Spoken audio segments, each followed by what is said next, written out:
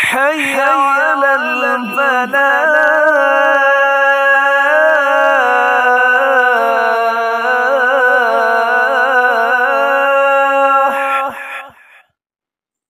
آج ہم اس ویڈیو میں سیدنا شجاع بن وہب رضی اللہ تعالی عنہ کے بارے میں معلومات حاصل کریں گے۔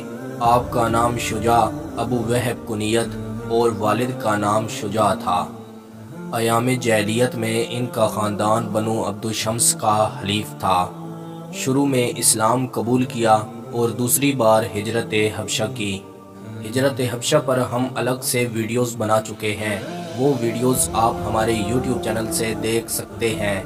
آپ جب حبشہ گئے تو آپ کو معلوم ہوا کہ مکہ والوں نے اسلام قبول کر لیا ہے، اسی وجہ سے آپ واپس مکہ آ گئے۔ لیکن یہاں پر آنے کے بعد انہیں معلوم ہوا کہ پھر یہ مکہ میں ہی رہے اور پھر انہوں نے ہجرت مدینہ کی۔ ہجرت مدینہ پر ہم الگ سے ویڈیوز بنا چکے ہیں۔